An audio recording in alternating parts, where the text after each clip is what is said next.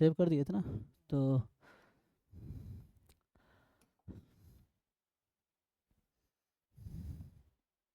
अरे ये क्या खुल गया? अच्छा, सिलेबस खोला ही नहीं था आज, इसीलिए। ओके जी, तो चलिए कंटिन्यू करते हैं। तो हम लोग लास्ट क्लास में ना इसका थ्योरम भी लिखना, नॉर्मल का और किसका रह गया था, फिर क्वेश्चंस करवाता हूँ सॉल्व, है ना। तो पहले हाँ, डबल एक्सपोनेंशियल है ना, बोलो कुछ पूछना है।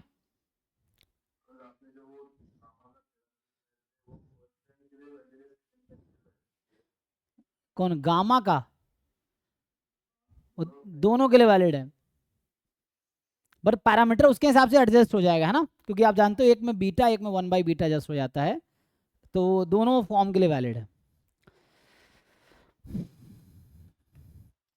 लेकिन मैंने जो पैरामीटर्स यूज किए थे कल, वो पहले फॉर्म, एक फॉर्म जो पीडीएफ लिखा था उसके हिसाब से था। मतलब थ्योरम तो वैलिड है दोनों पीडीएफ के लिए, लेकिन वो पैरामीटर उसके हिसाब से एडजस्ट हो जाएगा, ये है। जैसे मैं आपको एक एग्जांपल बताता हूँ, जैसे मैं क्या कहना चाह रहा हूँ, कि जैसे हमने एक लिखा था थ्योरम कि x is gamma alpha comma beta, then k into x is gamma alpha comma beta by k। So ये थ्योरम कब वैलिड है, मतलब जब x का पीडीएफ जो होगा, where PDF of x is, ये जो आपके पास होगा 1/गामा अल्फा बीटा की पावर अल्फा एक्स की पावर अल्फा -1 ई की पावर माइनस बीटा एक्स, इस पीडीएफ के लिए है। अगर यही थ्योरम मैं दूसरे पीडीएफ के लिए लिखूंगा तो वो कैसे चेंज होगा, तो अगर दूसरा वाला पीडीएफ है मेरा, जैसे मान लो x is gamma alpha comma beta, then k x का डिस्ट्रीब्यूशन क्या होगा, अगर इस x का पीडीएफ मैं लेता हूं गामा अल्फा बीटा की पावर अल्फा एक्स की पावर अल्फा -1 ई की power minus x upon beta, तो ये वाला मेरा पीडीएफ है अभी। तो गामा अल्फा बीटा का मतलब मेरा अभी ये है, तो क्या चेंज आएगा, अगर ये वाला पीडीएफ था तो वैसा होगा, अब यहाँ पे क्या चेंज आएगा बताओ जी। अगर मैं इस वाले पीडीएफ को गामा अल्फा बीटा लिखता हूँ तो के एक्स का डिस्ट्रीब्यूशन क्या आना चाहिए,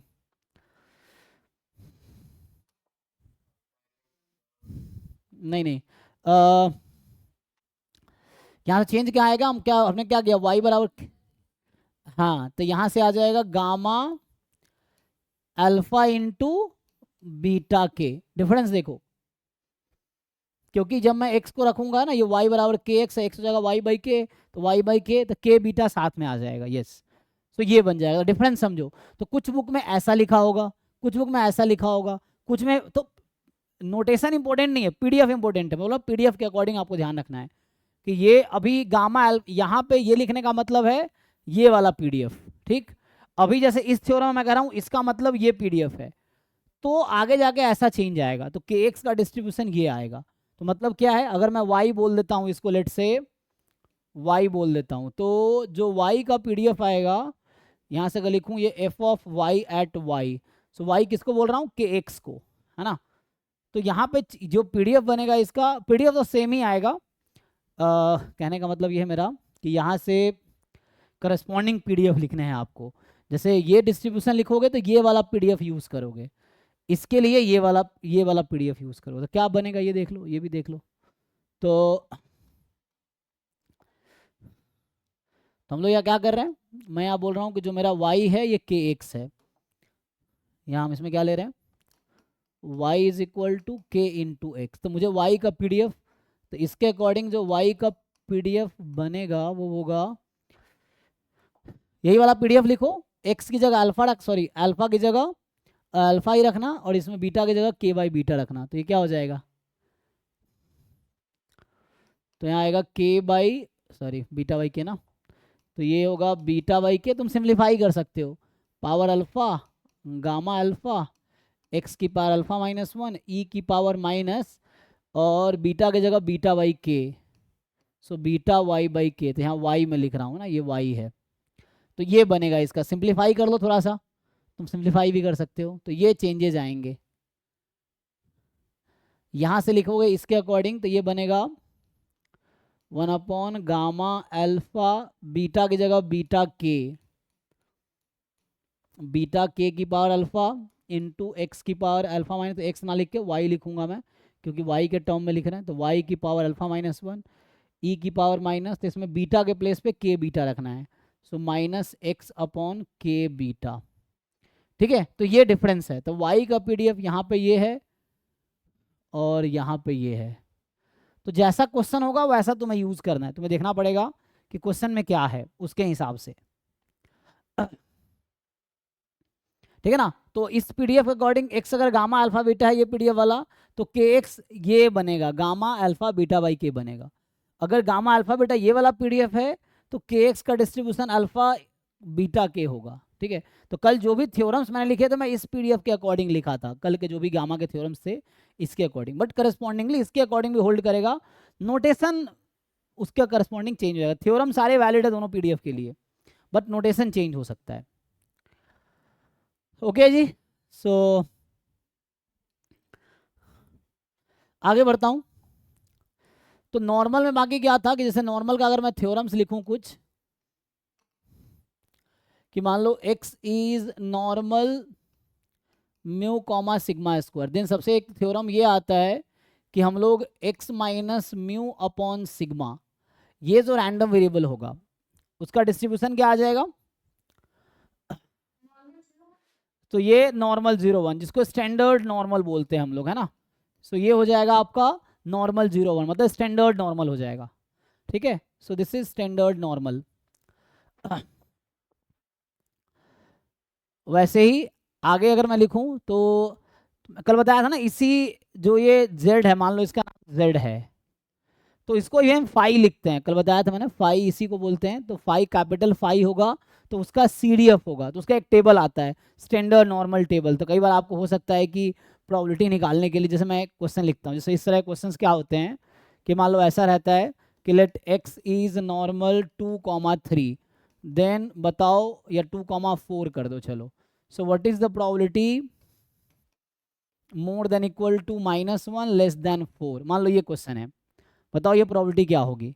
तो यहाँ प्रॉब्लम ये होगा कि तुम लोग पीडीएफ को इजीली इंटीग्रेट नहीं कर पाओगे, जो नॉर्मल का पीडीएफ है। तुम लोग ट्राई करो कैसे सॉल्व करोगे इसको। तो जनरली अभी तक क्या करते थे हम कि मुझे अगर किसी रैंडम वेरिएबल का डिस्ट्रीब्यूशन पता है तो उसका पीडीएफ पता होगा, तो पीडीएफ को हम इंटीग्रेट कर लेंगे, लेकिन इतना आसान नहीं होगा। ठीक है ना, दो तरीका है कि हम प्रोबेबिलिटी किसी इंटरवल पर जब हमसे पूछा जाता है, so we can use integrate PDF, और दूसरा तरीका है कि सीडीएफ से हम निकाल सकते हैं प्रोबेबिलिटी, है ना। तो ये सीडीएफ से निकालना ही आसान होगा। वैसे तुम सोचोगे तो यहाँ जैसे x का पीडीएफ आ जाएगा 1/√2 पाई इंटू 2 ई की पावर -12 x माइनस 2/2 का होल स्क्वायर। अब तुम सोचोगे ये प्रोबेबिलिटी निकालना है तो हम इसको इंटीग्रेट कर लेते हैं -1 से 4 में, लेकिन क्या इंटीग्रेशन इतना आसान है?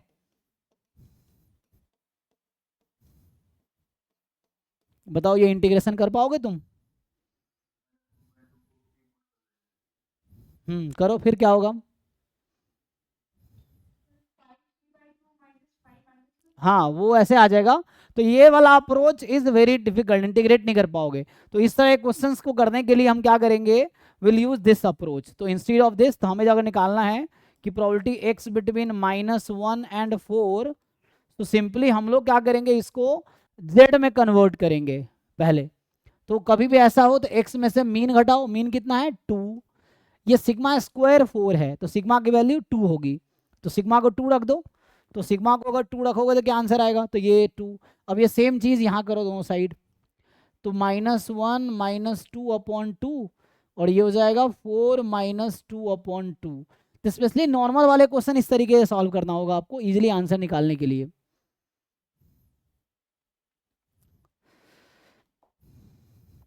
तो अगर इसको सॉल्व करोगे तो ये अब क्या हो जाएगा, तो हमने कहा इसका नाम z रख देंगे हम, तो ये हो गया capital Z more than equal to -3/2 less than 4 -2, 2/2 1। अब आपको पता है कि जब मुझे अगर, तो आप क्या लिखेंगे इसको, CDF के टर्म में क्या लिख सकते हैं इसको हम, CDF of Z at right hand limit, फिर C D F of Z at -3/2। ठीक है, अब इसी एफ जेड जो है ना, C D F of Z, Z standard normal random variable है, तो इसका जो सी डी एफ का एक है ना पर्टिकुलर नोटेशन है कैपिटल फाई, तो इसको हम लिखते हैं capital phi of 1 minus capital phi of -3/2। अब जब एग्जाम में अगर ये क्वेश्चन आता है तो वहां आपको ये दे रखा होगा, अगर आप बुक्स में इसी का सॉल्यूशन देखेंगे तो वहां लिखा होगा यूजिंग स्टैंडर्ड नॉर्मल टेबल। अब आपको इसकी वैल्यू बता देगा, इसकी वैल्यू टेबल देख के आप बता सकते हैं। तो हमें एग्जाम में टेबल ना ले जाने की जरूरत है ना वो देंगे। पेपर में, जैम के पेपर में या गेट के पेपर आप देखोगे कि फर्स्ट पेज पे वो डेटा दिया होगा, फाई जो भी क्वेश्चन में जरूरत पड़ेगी वो गिवन होगा वहां पे, नहीं तो उस क्वेश्चन के साइड में ही लिखा होगा यूज दिस, तो आपको वही यूज करना है जो गिवन होगा। तो ये वैल्यू क्वेश्चन में गिवन होगी आपको। फाई की कुछ प्रॉपर्टीज होती हैं, अगर मैं उसको डिस्कस करूं तो इसमें किसी को डाउट है? ये नंबर आपको दे रखा होगा, ठीक है ना, तो मैं स्टैंडर्ड नॉर्मल टेबल देख सकते हो। एक और प्रॉपर्टी होती है कि जो नेगेटिव फाई है इसको मैं और ब्रेक कर सकता हूँ। So capital phi at 1 minus, इसको लिख सकता हूँ 1 माइनस कैपिटल फाई 3/2, यही है। तो इसको सिंप्लीफाई करोगे तो एट द एंड ये सिंप्लीफाई होके आ जाएगा यहाँ से कि फाई 1 प्लस फाई 3/2 -1, ये आ जाएगा। अब ये डेटा आपको क्वेश्चन में गिवन होगा। और ठीक है जी, किसी को पूछना है? कुछ पूछो।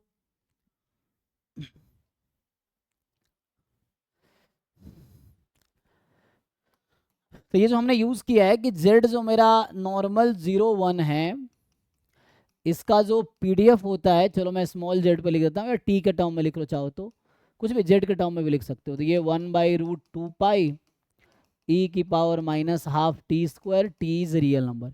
ये तो इसका पीडीएफ है।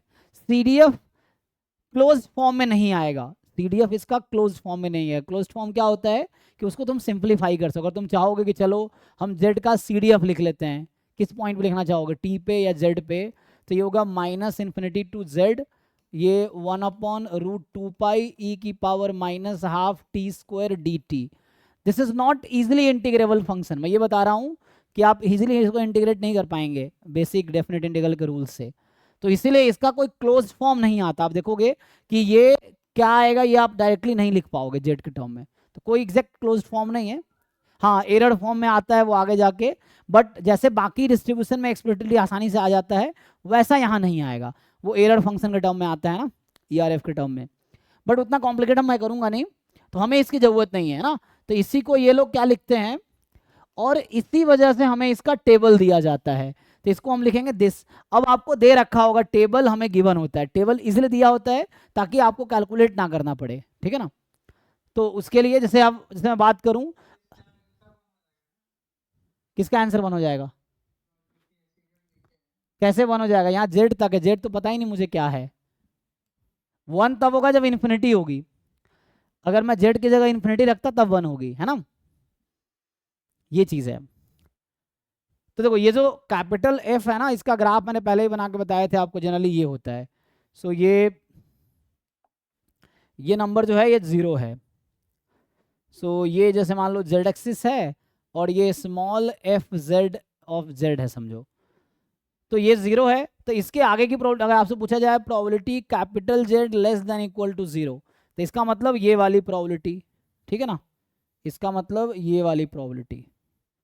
और ये 0 इसका मीन मीडियन मोड तीनों है ना, 0 इसका क्या है, मीन मीडियन मोड तीनों यहाँ पे 0 है, तो आंसर आ जाएगा हाफ, है ना। तो इसी को बोलते हैं फाई 0 या सीडीएफ ऑफ जेड एट 0, तो ये आ जाएगा हाफ, ठीक है, देख लो।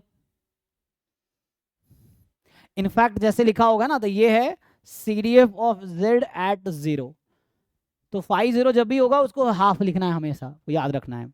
बाकी फाई इन्फिनिटी 1 होगा क्योंकि फाई तो सीडीएफ है तो होगा ही, फाई माइनस इन्फिनिटी 0 होगा क्योंकि वो सीडीएफ है। अभी नेगेटिव वाला फॉर्मूला कैसे आता है, अगर मैं लिखूं फाई एट -k, तो इसका मतलब क्या है, तो इसका मतलब है CDF of Z at -k, और इसका क्या मतलब है, इसका मतलब probability z less than equal to minus k, यही मतलब है। अब यहां समझो तो जैसे मैं इसका ग्राफ बनाऊं, मैं फिर से बनाता हूं। तो अभी क्या करते हैं,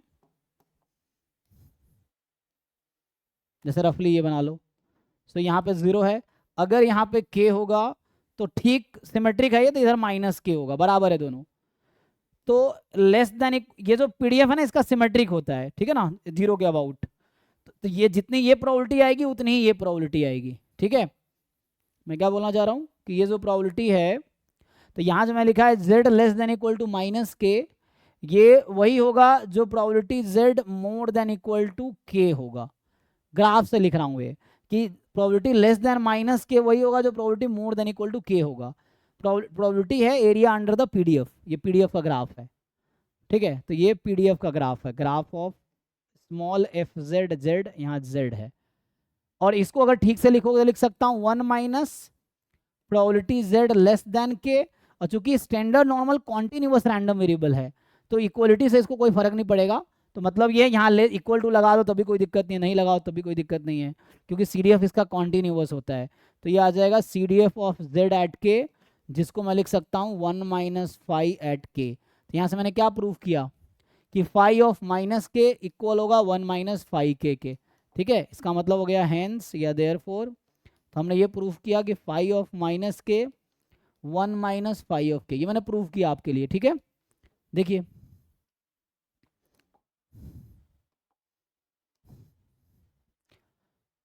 किसी को डाउट है पूछो, इसमें कुछ पूछना हो तो।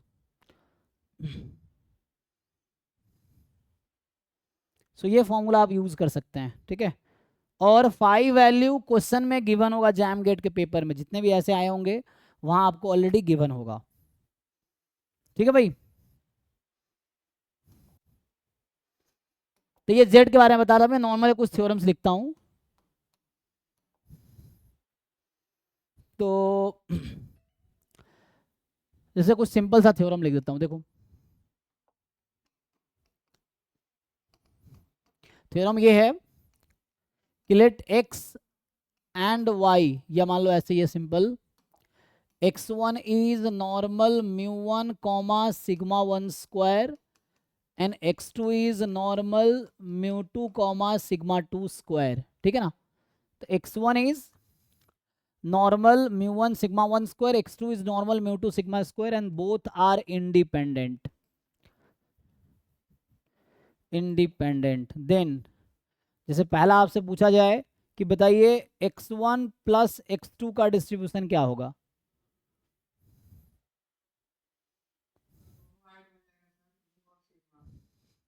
तो यहां से मीन लिखेंगे तो ई एक्सपेक्टेशन है ना, तो sum of two independent normal normal ही होगा। तो इसका एक्सपेक्टेशन लिखेंगे तो ई μ1 प्लस μ2, तो इसका मीन आ जाएगा μ1 प्लस μ2, और वेरिएंस लिखेंगे तो sigma 1 square plus sigma 2 square, okay जी, ये हो जाएगा।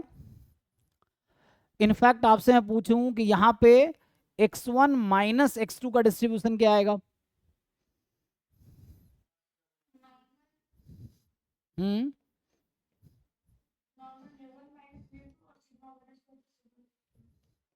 Sigma 1 square plus sigma 2 square है ना, जो आपने कहा है। ध्यान रखना यहाँ माइनस गलती से मत लगाना, इसका वजह ये है कि हम लोग वेरिएंस का प्रॉपर्टी अगर आपको मैं लिख के बताऊं, हालांकि आगे ये डिटेल में आएगा। So variance of x plus y और variance of x minus y, तो ये होता है variance of x plus variance of y minus covariance of x comma y. अब ये कोवेरिएंस क्या है ये आगे डिफाइन करेंगे ज्वाइंट वाले केस में। Similarly variance of x plus variance of y, एक मिनट, यहाँ गलती, यहाँ गलत लिख दिया मैंने, वो प्लस होगा यहाँ माइनस होगा, तो वो मैंने गलती से लिख दिया था, ठीक है ना। अब सही है, अच्छा 2 भी मिस हो गया, हाँ सॉरी, एक बार चेक कर लो, है ना, है ना, वो गलती से मिस्टेक हो जाता है, तो एक बार चेक कर लो, है ना। तो variance of x plus variance of y plus 2 time covariance x y, variance x plus variance है ना, प्लस ही होगा यहाँ भी, माइनस 2 टाइम, मतलब कहने का मतलब ये है कि वेरिएंस की हम लोगों ने प्रॉपर्टी पढ़ी थी ना, जैसे मान लो ऐसा होगा ax प्लस by, तो ये क्या बनाएगा a square variance x plus b square variance y plus 2ab covariance between x y, यही ना। देख लो। तो यहाँ से जब आप a को 1 और b को -1 लेंगे तो ये बनेगा। और अगर एक्स वाई इंडिपेंडेंट है तो कोवेरियंस 0 होता है, वो हम आगे पढ़ेंगे कि x and y are independent random variable, then covariance of x and y are 0। Converse जरूरी नहीं ट्रू है, अगर है ना, जरूरी नहीं कोवेरियंस 0 है तो इंडिपेंडेंट होगा, वो आगे पढ़ेंगे। तो अभी बस मैं लिख रहा हूँ क्योंकि आगे पीछे वाली चीज़ें आपको समझ आए कि डिफरेंस का वेरिएंस कैसे निकालेंगे। सो ये सब आगे भी दोबारा आने वाला है, ये सब चीज़ें आएंगी, है ना। तो ये आ जाएगा आपके पास, तो एक कोवेरियंस ये सब आगे हम डिस्कस करेंगे। अभी देखो इसको सिमिलरली यहाँ से मैं अगर लिखता हूँ थर्ड, मान लो जैसे लिख ही रहा था मैं, ax1 प्लस bx2 का डिस्ट्रीब्यूशन क्या होगा। यहाँ ध्यान रखना इंडिपेंडेंट है, तो इंडिपेंडेंट होने से फायदा ये है कि कोवेरियंस वाला टर्म वो 0 हो गया, तो वो लिखने की जरूरत नहीं है आपको। इस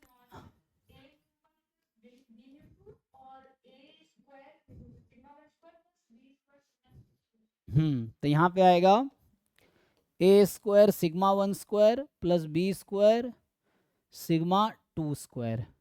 ठीक है, इस तरीके से है। तो ये जनरल अप्रोच हो गया यहाँ पे। किसी को यहाँ तक डाउट नहीं होना चाहिए, देख लो।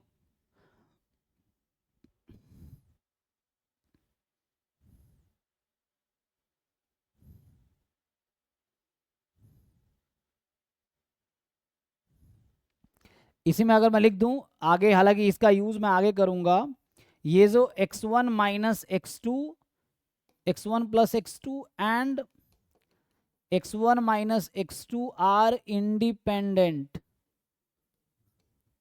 If and only if. बताइए अगर मैं आपसे पूछूं ये दोनों इंडिपेंडेंट कब होगा। हाँ, लेकिन कोवेरियंस 0 कब आएगा। ये थोड़ा सा जिनको पता वही बता पाएंगे। तो ये कोवेरियंस इन दोनों के बीच का 0 कब होगा। एक्चुअली ना नॉर्मल में इफ एंड ओनली इफ होता है, बाकी रैंडम वेरिएबल में कि इंडिपेंडेंट है तो कोवेरियंस 0 होगा, कोवेरियंस 0 है तो जरूरी नहीं इंडिपेंडेंट होगा। लेकिन ये नॉर्मल में इफ एंड ओनली इफ हो जाता है कि एक्स वाई इंडिपेंडेंट है then covariance 0, covariance 0 then x y independent होगा। तो नॉर्मल में बाईवेरिएट नॉर्मल की बात करूं, if and only if relation होते हैं। सो मुझे बताओ कोई, ये दोनों इंडिपेंडेंट कब होंगे, क्या कंडीशन होगा ताकि इंडिपेंडेंट हो जाए। जिनको पहले से थोड़ा बहुत आइडिया है, आप कोवेरियंस निकालो जरा, इसका निकालना आता है कोवेरियंस। मैं अभी यूज कर लेता हूँ, मैं पढ़ाया तो नहीं हूँ लेकिन अभी जरूरत है इसीलिए अभी जस्ट मैं थोड़ा यूज करता हूँ, बाद में आपको ज़्यादा समझ आएगा। इसको ओपन करते हैं तो कैसा बनता है, कोवेरियंस x1 x1 एक माइनस में है तो कोवेरियंस x1 x2 आगे होगा प्लस कोवेरियंस x2 x1 जी, तो कोवेरियंस ऑफ x2 x2। अब देखो ये कोवेरियंस x1 x1 किसके इक्वल होता है, ये वेरिएंस x1 ये वेरिएंस x2। और आपको पता है कोवेरियंस सिमेट्रिक होता है, मतलब अगर आप डिफरेंस मतलब x1 x2 को इंटरचेंज करें कोई फर्क नहीं पड़ेगा, मतलब कोवेरियंस x2 x1 का और x1 x2 का सेम ही आता है। जिनको डेफिनेशन पता होगा उनको पता होगा। तो यहाँ से निकल के क्या आया ये, तो ये एक्चुअली निकल के आया equal to sigma 1 square minus sigma 2 square. ये है सिग्मा 1 स्क्वायर, x1 x1 का कोवेरियंस वेरिएंस x1 हो जाता है, x2 x2 का कोवेरियंस वेरिएंस x2 हो जाता है। अब ये 0 कब होगी, जब sigma 1 square is equal to sigma 2। तो अभी मैं जस्ट मैं थ्योरम से लिख रहा हूँ, बाद में आपको इसका प्रूफ समझ आएगा, लॉजिक। तो ये दोनों इंडिपेंडेंट होगा if and only if, one way नहीं लिख रहा हूँ बोथ वे लिख रहा हूँ, if and only if sigma 1 square is equal to sigma 2 square. तो अगर इंडिपेंडेंट होगा तो सिग्मा 1 स्क्वायर इक्वल होगा, अगर इक्वल है तो इंडिपेंडेंट होगा। यहाँ पे इस वाले केस में हमने x1 x2 को इंडिपेंडेंट दे रखा है आपको, मैं पूछ रहा हूँ कि x1 प्लस x2 और x1 माइनस x2 कब इंडिपेंडेंट होगा, तो जब इसका कोवेरियंस 0 होगा। कोवेरियंस आया क्या था, sigma 1 square minus sigma 2 square. 0 कब होगा, जब दोनों इक्वल होंगे, तो ये आ जाएगा। तो ये कुछ रिलेशंस हैं जिसपे एग्जाम में डायरेक्ट क्वेश्चंस आते हैं। ओके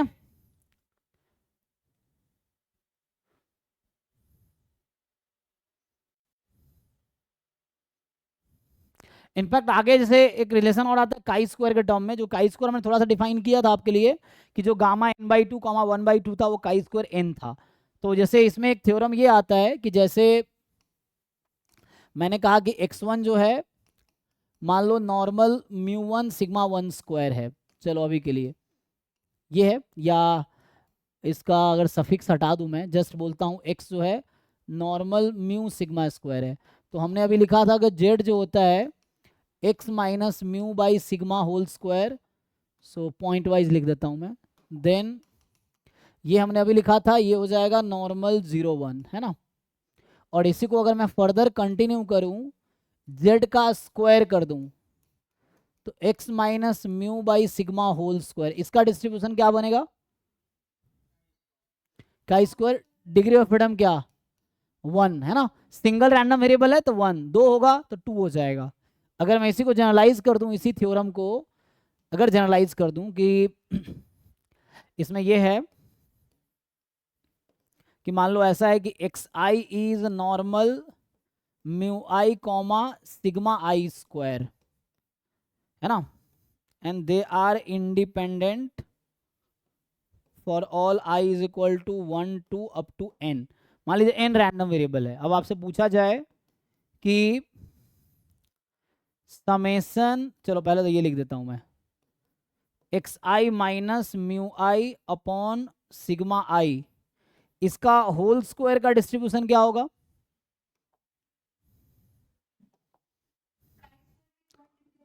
हाँ तो ये है ना, अभी चलो स्क्वायर हटा देते हैं, अभी सिंपली ये लिखते हैं। तो ये आपको पता है कि ये हो जाएगा normal 0 1 for all i is equal to 1 2 3 up to n। इसी को एक्सटेंड करें अगर हम, तो आगे इसी को एक्सटेंड करूंगा तो क्या बनेगी, सेकेंड पार्ट कि x i minus mu i upon sigma i का whole square, this will be chi square 1, और फॉर ऑल आई, ठीक है ना। और इसी का तीसरा पार्ट अगर लिखूंगा, summation x i minus mu i upon sigma i का होल स्क्वायर क्या फॉलो करेगा, इसका क्या डिस्ट्रीब्यूशन होगा। हाँ, है ना, काई square 1 plus chi square 1 plus chi square 1, तो n रैंडम वेरिएबल्स हैं, ईच का डिस्ट्रीब्यूशन काई स्क्वायर 1 है, तो ये सब एक दूसरे से इंडिपेंडेंट है, तो degree of freedom just add हो जाता है, तो ये आ जाता है काई स्क्वायर n। अच्छा, इनफैक्ट यहाँ जैसे मैं पूछ रहा था, अगर यहाँ सिर्फ ये लिख देता कि x i minus mu i upon sigma i, square नहीं है यहाँ पे, तो इसका डिस्ट्रीब्यूशन क्या बनेगा।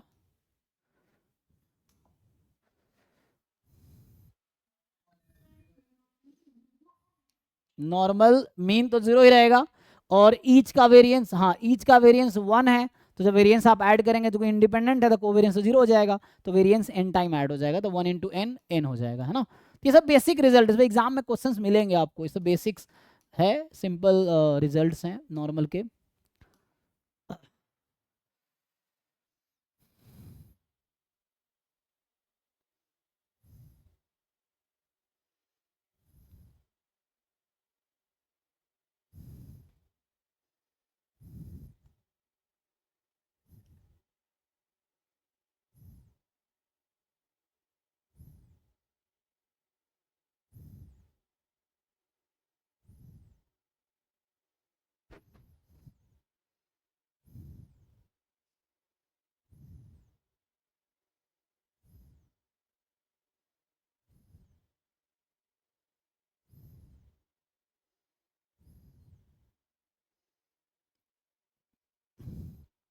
है ना, एक तो प्रॉपर्टी इसकी है कि मीन मीडियन मोड इक्वल है, ठीक है, और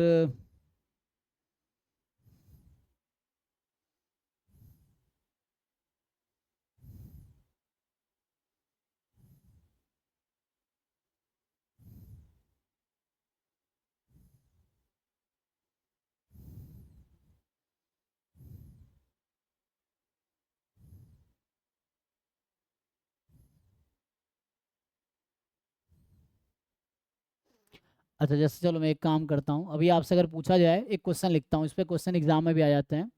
अच्छा, एक तो मैंने थ्योरम लास्ट क्लास में लिखा था जब मैं कॉची लिख रहा था ना, तो वहाँ आपको ये थ्योरम बताए थे कि एक्स वाई आर मान लो आई आई डी नॉर्मल 0 1 है ना। तो जैसे इसके लिए क्या है, पहला statement, then x upon y का डिस्ट्रीब्यूशन क्या होगा,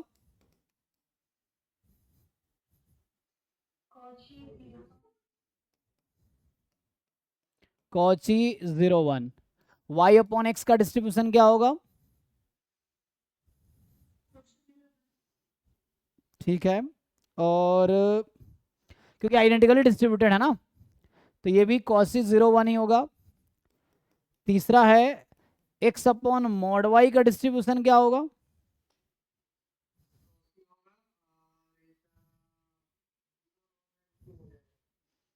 क्यों? X upon mod y, check करो ठीक से।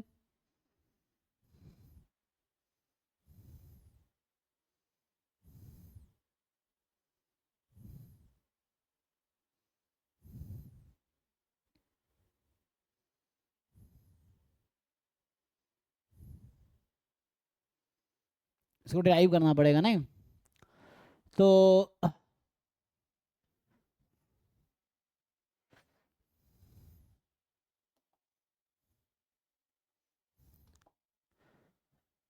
तो 1/2 कैसे आएगा यहाँ पे? तुम्हें 1/2 कैसे मिल रहा है अगर लिखूं मैं?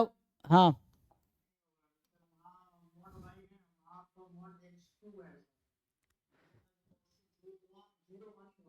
हाँ, जैसे y अपॉन मॉड एक्स।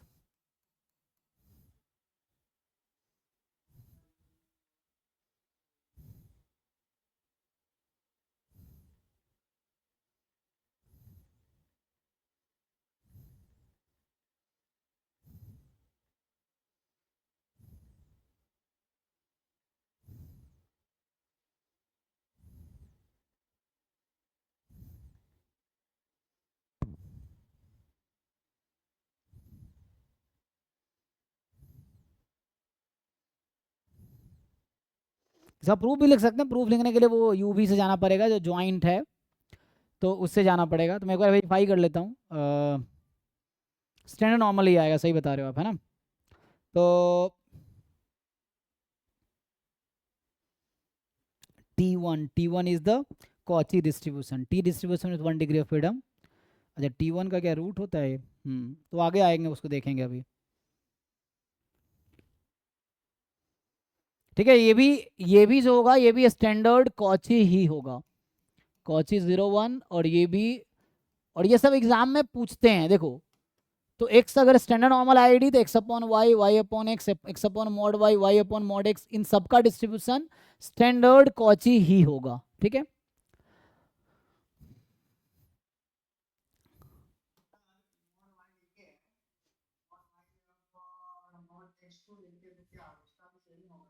हाँ हाँ हाँ, वही चीज़ है, x1 अपॉन x2। तो चलो, एक मैं क्वेश्चन तुमसे ये पूछना चाह रहा था। इस तरह के क्वेश्चंस कई बार मिल जाते हैं। चलो, ये लिखता हूँ मैं, यहाँ पे लिखता हूँ। देखो, क्वेश्चन ये है कि let x is normal 0 1, then and y is mod x, तो बताओ pdf ऑफ y क्या होगा? तो ये सब एग्जाम में आपसे पूछ लिए जाते हैं। उससे पहले अभी याद आया, जैसे क्या होता है कि एक थ्योरम ये है कि x अगर नॉर्मल 0 1 है, ठीक है ना, तो यहाँ से क्या होगा? देन पहला, एक्सपेक्टेशन x की power 2n minus 1, this is 0 for all n belongs to natural number. दूसरा पार्ट है एक्सपेक्टेशन ऑफ x की power 2n 1 into 3 into 5 into 2n minus 1 तक होगी, है ना, for all n belongs to natural number. इसी को अगर मैं एक्सटेंड करूं, दूसरे जनरलाइज करूं, तो जनरलाइज में ये होगा कि x is normal mu comma sigma square. Then तो हमारे पास क्या आता है, हमें पता ही है ना कि z जो होता है वो x minus mu by sigma. तो यहाँ मैंने z के लिए लिखा है। अगर आपको x में कंफ्यूजन है, यू कैन राइट z, है ना, नॉर्मल 0 1 है तो इसको z लिख सकते हो आप चाहो तो, यू कैन राइट z। तो ये z हो जाएगा, ये z हो जाएगा, ठीक है ना। तो वैसे कोई प्रॉब्लम नहीं है, x में भी कोई दिक्कत नहीं है। देखो, तो इसी में अगर लिखूँ मैं, तो पहला पॉइंट क्या होगा कि expectation of x minus mu by sigma, ये भी z हो गया। तो इसकी पावर जो 2n माइनस 1 होगी 0 for all n belongs to natural number. और इसी को फर्दर एक्सप्लेन करोगे तो that is expectation x minus mu two n minus 1,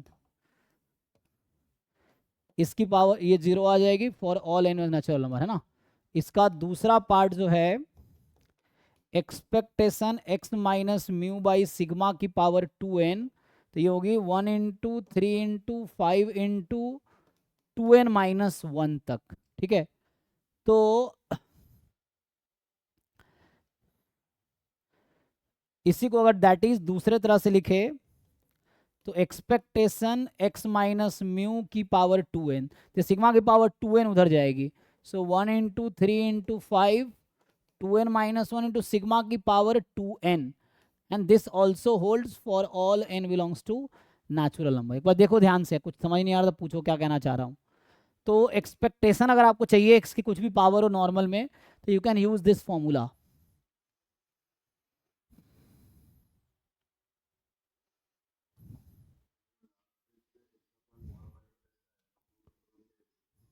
क्या क्या किससे?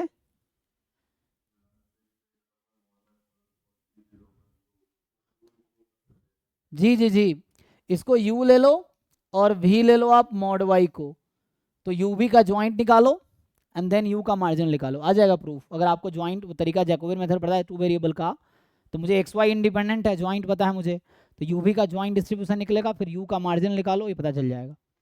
सपोर्ट क्या है इसका? हाँ हाँ, लंबा प्रूफ होगा, इसलिए एग्जाम में रिकमेंड नहीं होता ना प्रूफ करना, क्योंकि टाइम नहीं है हमारे पास, तो हमें थ्योरम, क्योंकि उसमें बहुत लेंदी प्रोसीजर होगा, ये है। अच्छा, यहाँ मैं एक और पॉइंट ऐड कर देता हूँ, एक्सपेक्टेशन ऑफ मॉड एक्स क्या होगा जी?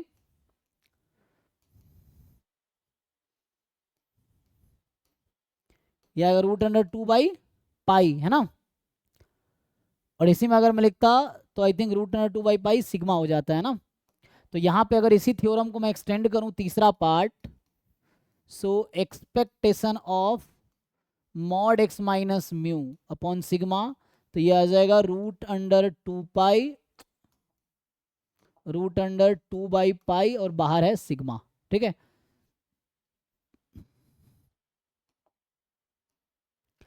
इनफैक्ट कई बार इसी में आपसे पूछ लेता है,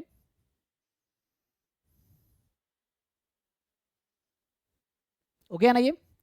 सो ये तीन रिजल्ट जो लिखे हैं ये स्टैंडर्ड नॉर्मल के लिए था, इसी को जनरलाइज किया नॉर्मल म्यू सिग्मा स्क्वायर के लिए भी।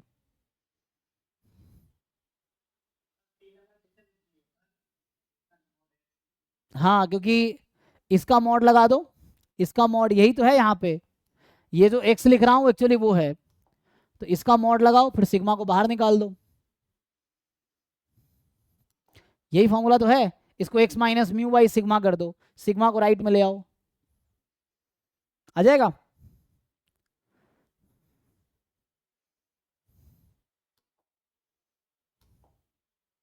ठीक है, देखो आ जाएगा, तो प्रूव कर सकते हो इसको। अब जैसे एग्जाम्स में कैसे क्वेश्चंस आते हैं, एक तो मैं ये लिख रहा हूँ, दूसरा क्वेश्चन है, हाँ पहला तो ये पीडीएफ पूछ रहा हूँ ना, चलो इसका पीडीएफ बताओ क्या आएगा। और दूसरा क्वेश्चन है कि आपसे पूछता है कि लेट एक्स वाई आर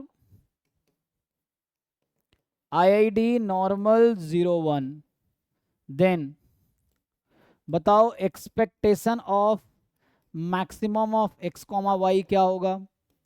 दूसरा पूछता है expectation of minimum of x comma y क्या होगा। तीसरा पूछेगा expectation of x square plus y square क्या होगा। चौथा पूछेगा expectation of mod x plus mod y क्या होगा। बताइए, जैसे इस तरह के क्वेश्चन एग्जाम में आते हैं, तो अभी थोड़ा सा हो सकता है आपको डिफिकल्टी हो, बट आगे जब ज्वाइंट पढ़ लेंगे तो बहुत आसान हो जाएगा। लेकिन अभी ट्राई करो बाद में, क्योंकि एक बार जब सिलेबस पूरी तरह खत्म कर लोगे 100%, उसके बाद तुम्हें ऐसा कुछ नहीं रहेगा जो नहीं आता रहेगा, देन यू कैन रिलेट इस टॉपिक को वहाँ से। अभी चूंकि जो पीछे पढ़ा है उतना ही रिलेट कर पाओगे, जिनको आगे आता है वो आसानी से सॉल्व कर पाएंगे। एनीवे ट्राई करो पहले।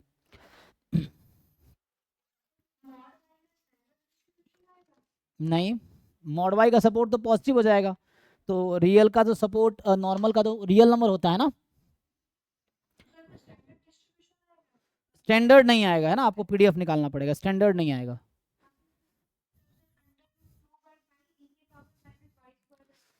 तो पीडीएफ ऑफ वाई क्या लिखूं, अंडर रूट, हाँ हाँ, तो 1/2 y²। तो ये एक्चुअली जो आप बता रहे वही चीज़ है ना, ये बिल्कुल वैसे ही है कि 2 टाइम 1/√2 पाई ई की पावर -12 y², यही है। So this is something like, इसको मैं इधर लिखता हूँ, इनडायरेक्टली आप इसको ऐसा बोल सकते हैं कि दिस इज 2 टाइम, ये होगा 2 टाइम पीडीएफ ऑफ एक्स। तो एक्स के बजाय मैं अगर जेड कर दूं यहाँ पे, चलो जेड कर देता हूँ, तो ये भी जेड हो जाएगा। तो यहाँ पे ये है कि PDF of Z at y, यही आएगा ना। बट डिफरेंस क्या है, सपोर्ट का, यहाँ सपोर्ट पॉजिटिव है, यहाँ जेड में सपोर्ट रियल नंबर है, मॉड जेड कर दिया तो सपोर्ट पॉजिटिव है।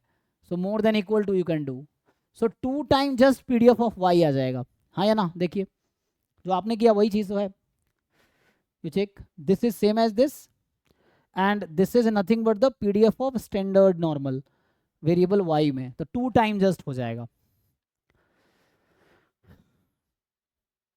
और जो मीन कह रहा था कैसे आया, तो अब ये पीडीएफ आ गया मॉड का, तो यहाँ से मीन भी निकाल सकते हो।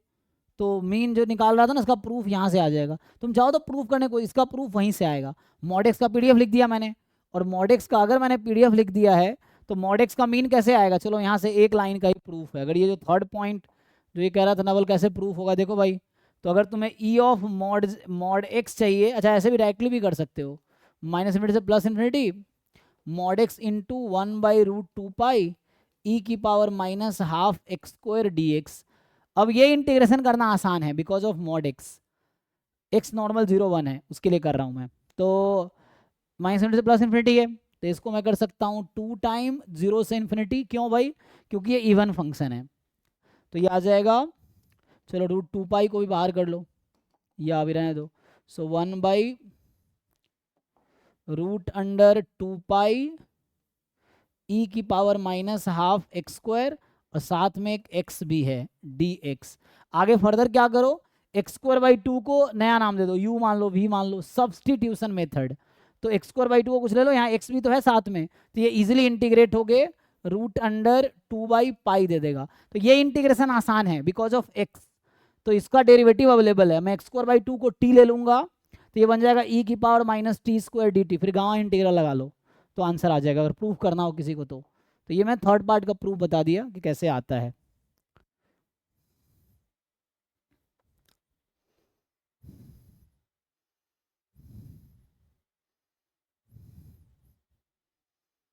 चलो इसका आंसर बताओ, ये तो हो गया ना इसका आंसर।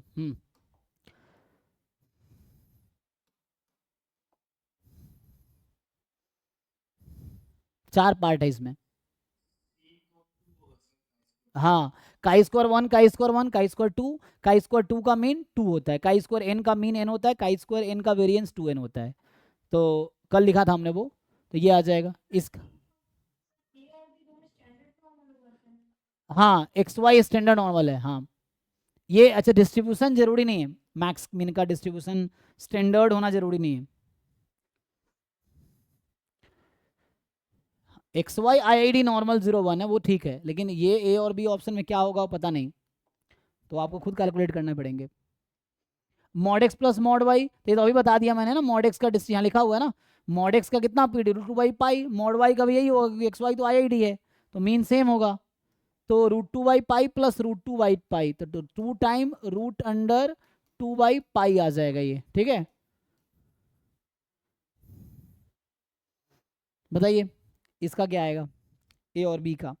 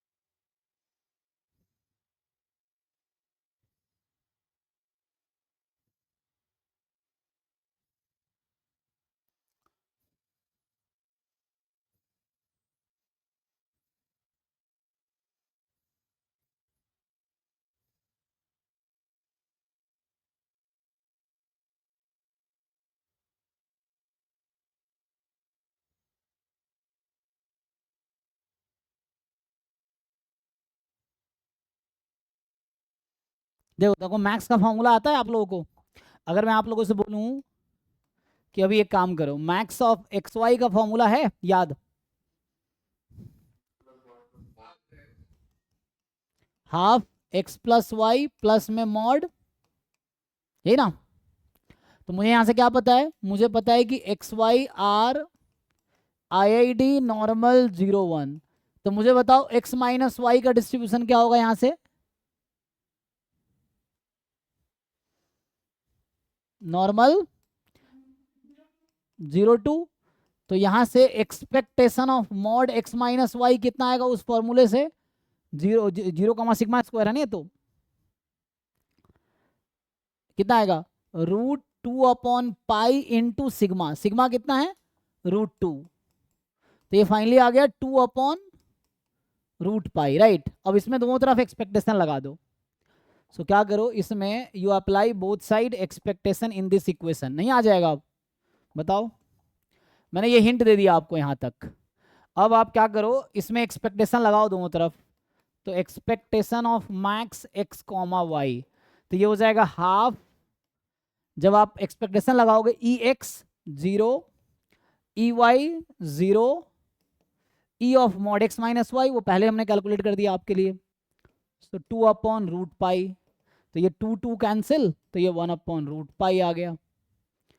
सेम चीज आप मीन का फॉर्मूला जानते होंगे, है ना? मिनिमम एक ऑपरेशन है, तो मीन का भी फॉर्मूला ऐसा ही है, half x plus y minus mod x minus y. तो इन द सिमिलर वे आप अगर दोनों तरफ एक्सपेक्टेशन लगा दो तो क्या बन के आएगी? -1 हो जाए, यस, यही आंसर है, यस। तो सिंपल है। तो इस तरह से कैलकुलेट करने हैं आपको, ठीक है? तो एक 1/√2 पाई, एक -1/√2 पाई। चेक कर लो कैलकुलेशन मिस्टेक ना हुआ हो, है ना?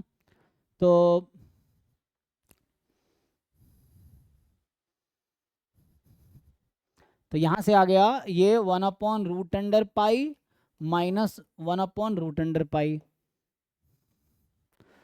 ओके है? देखो इस तरह क्वेश्चन एग्जाम में आते हैं। अभी आपसे सब पीवाई क्यू का क्वेश्चन है, ये सब चारों पूछे हुए हैं पीवाई क्यू में। अभी आपको मिलेंगे जब पीवाई क्यूज करेंगे आप।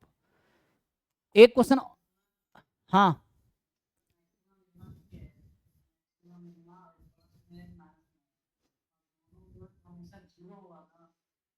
कौन दोनों? 0 क्यों आएगा? एक्स प्लस वाई आएगा। तुम जोड़ो इन दोनों को, ये equation number 1, equation number 2, 1 2 equation को ऐड करो, क्या मिलेगा? ये क्या इंप्लाई करेगा? एलएचएस दोनों का ऐड हो गया। जोड़ो भाई, मैक्स प्लस मीन किसके इक्वल आएगा? Max of x y plus mean of x y. इन दोनों को ऐड करो, इसको और इसको ऐड करो, कितना आया?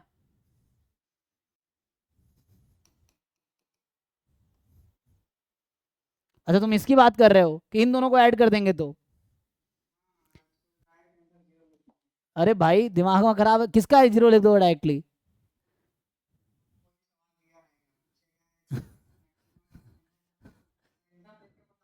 हाँ वो समझ रहा हूँ जो कह रहे हो, देखो यहाँ से हो जाएगा। तो वही चीज़ है कि इस फॉर्मूले से मीन प्लस मैक्स करते हैं ना, तो एक्स प्लस वाई अगर एक्सपेक्टेशन में लगा दूंगा तो obviously E of x plus y कितना होता है? 0 + 0 0 हो गया।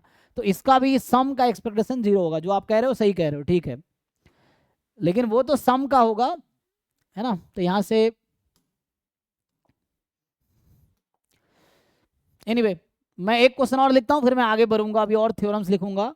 तो इस पे क्वेश्चन एग्जाम में कैसे आते हैं देखो, एक क्वेश्चन मैं और बनाता हूँ जो एग्जाम में पूछेगा कि मान लो x कॉमा वाई है, IID नॉर्मल 0 1, और जो थ्योरम्स मैंने लिखे उसी को यूज कर रहा हूँ, x y are IID normal 0 1।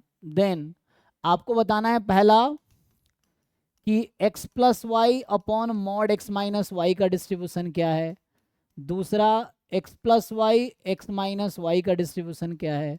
तीसरा x minus y upon x y का डिस्ट्रीब्यूशन, एक्स प्लस वाई का डिस्ट्रीब्यूशन क्या होगा। चौथा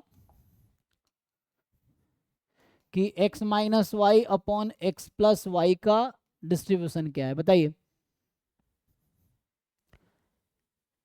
हिंट के लिए ये थ्योरम है, चलो मैं हिंट देता हूँ, एग्जाम में ऐसे क्वेश्चन फ्रेम होते हैं, तो इस क्वेश्चन का हिंट है ये वाला थ्योरम। ये जो 4 पार्ट है ये तुम्हारा हिंट है, अब ट्राई करके बताओ, मैंने तुम समझ पाओ। निकाल के बताओ ठीक से। देखो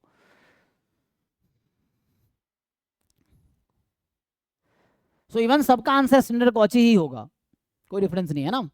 उसकी वजह ये है कि x प्लस वाई का डिस्ट्रीब्यूशन है normal 0 to x minus y का भी डिस्ट्रीब्यूशन है normal 0 to, so x plus y upon √2 करोगे ना, समझो x प्लस वाई में से मीन घटा रहा हूँ, स्टैंडर्ड डेविएशन से डिवाइड कर रहा हूँ, तो जो कि आ जाएगा x प्लस वाई अपॉन √2, ये क्या हो जाएगा नॉर्मल 0 1, और x माइनस वाई में इसका मीन घटाओ, स्टैंडर्ड डेविएशन से डिवाइड करो, तो x माइनस वाई अपॉन √2, ये भी क्या आ जाएगा नॉर्मल 0 1। ओके, अब आप क्या जानते हो, अभी मैंने थ्योरम लिखा था यहाँ पे कि नॉर्मल 0 1 है ना, अभी मैं चाहूँ तो फिर क्या कर सकता हूँ, √2 से दोनों में डिवाइड, अगर तुम इसके लिखना चाहो सो वी कैन, इस सबको मैं लिख सकता हूँ ऐसा कि x plus y upon √2, x minus y upon √2, और हमने पढ़ा है इन सब में तो ये सब स्टैंडर्ड कॉची होगा, है ना, कॉची 0 1, कॉची 0 1, ये भी स्टैंडर्ड कॉची होगा।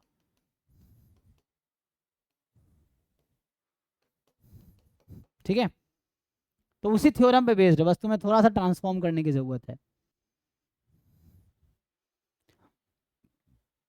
ओके है, देख लो। तो ये क्वेश्चन जो फ्रेम हुआ उस थ्योरम पे बेस्ड फ्रेम हुआ है, जो पहले थ्योरम लिखे थे, इस वाले थ्योरम पे फ्रेम हुआ है।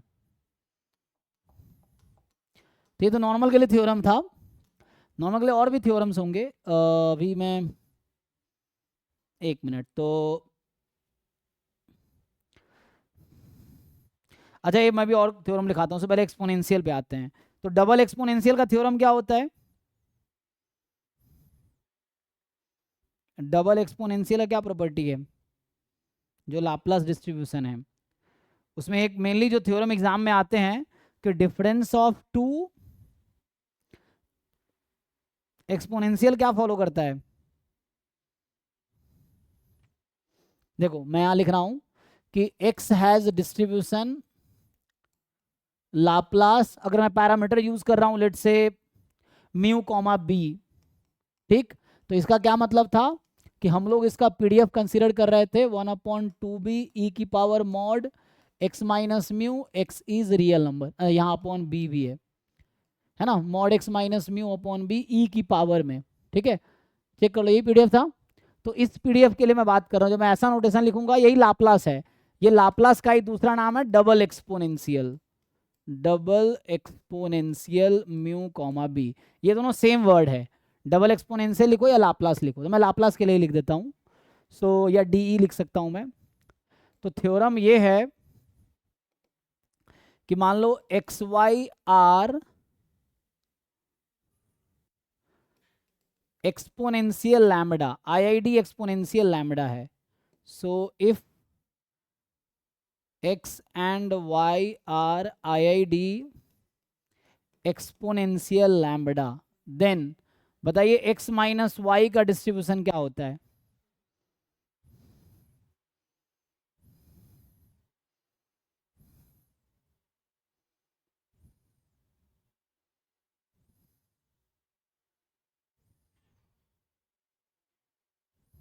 बोलो। तो इसका जो, नहीं ये लाप्लास होगा, मतलब डबल एक्सपोनेंशियल, लाप्लास लिखो या डबल एक्सपोनेंशियल लिखो, सेम वर्ड है क्या, लाप्लास डिस्ट्रीब्यूशन है डबल एक्सपोनेंशियल, सो ये लाप्लास आएगा 0,1/लैम्बडा, ठीक है, ये डिस्ट्रीब्यूशन आएगा इसका।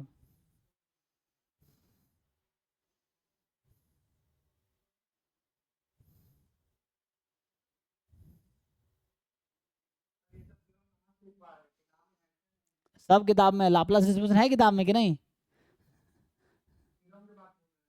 है, कौन से किताब पढ़ते हो आप, साहू वाले में नहीं, साहू वाला बुक बेसिक लेवल का, उसमें बहुत ज़्यादा थ्योरम नहीं होगा, उसमें कुछ ही थ्योरम्स होंगे, होगा, देखो उसमें टॉपिक खोलो, लाप्लास डिस्ट्रीब्यूशन वाला टॉपिक खोलो,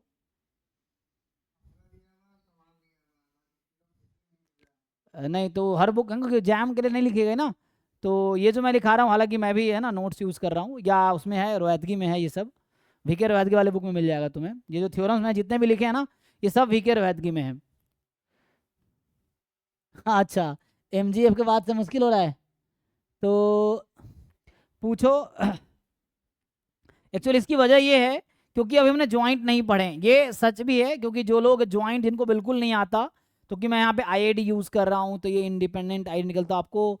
अभी ये सब चीज़ें आई थिंक ज़्यादा क्लियर हो जाएगी जब हम ज्वाइंट पढ़ लेंगे, क्योंकि यहाँ मल्टीपल रैंडम वेरिएबल की बात कर रहे हैं ना हम लोग, तो इसीलिए। अच्छा, इसका प्रूफ भी कर सकते हैं हम लोग इस तरह का थ्योरम, अगर तुम्हें समझ नहीं आता है कैसे आएगा, चलो मैं इसका प्रूफ लिख के दिखाता हूँ। सो अगर मैं इसका प्रूफ लिखता हूँ, समझो हमने कहा एक्स वाई क्या आईआईडी एक्सपोनेंशियल है, तो अभी एमजीएफ तुम्हें समझ आता है ना। एक्चुअली जो नए लोग हैं उनको लग रहा है ये क्या क्या लिख रहा हूँ, तो एक्चुअली ये सब स्टैंडर्ड थ्योरम्स हैं। तो इनिशियली आप चाहो तो एग्जाम्पल ले लेके वेरीफाई कर सकते हो तो ज़्यादा समझ आएगा, क्वेश्चंस पे प्रैक्टिस कर सकते हो, या फिर आप चाहो तो प्रूफ लिख के देख सकते हो। तो क्योंकि मैं अभी लास्ट कुछ क्लासों से क्या लिखा हूँ, सिर्फ थ्योरम्स लिखा हूँ, तो इसलिए ऐसा हो रहा होगा मुझे लगता है ना।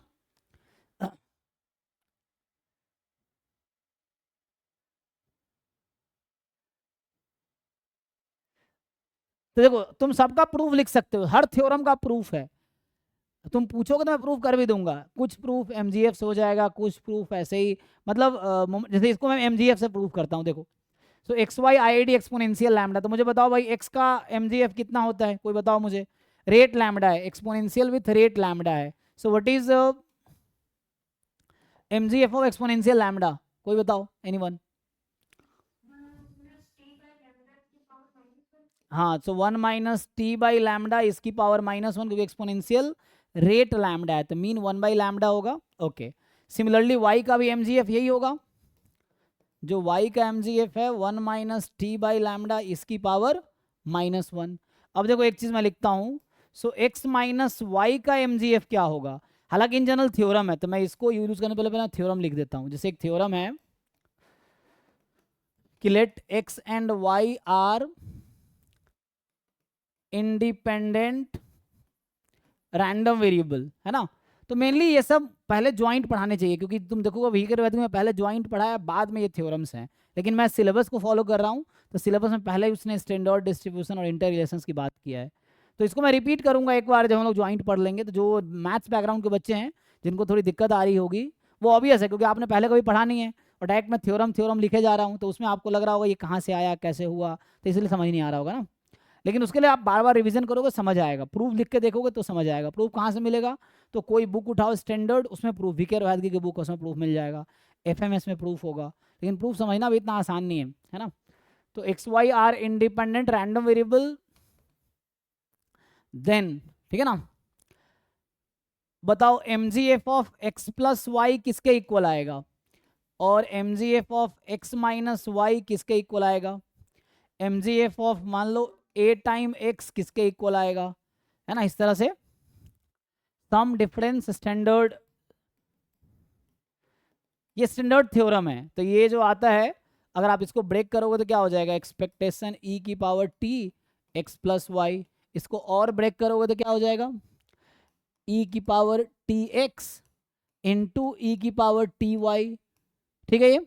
अब आगे एक्स वाई तो इंडिपेंडेंट है, तो एक्स एंड वाई इंडिपेंडेंट है, तो function of x function of y independent होगा। अब ये इंडिपेंडेंट रैंडम वेरिएबल हम आगे और डिटेल में डिस्कस करेंगे, ठीक है ना, बट अभी यूज कर ले रहा हूँ।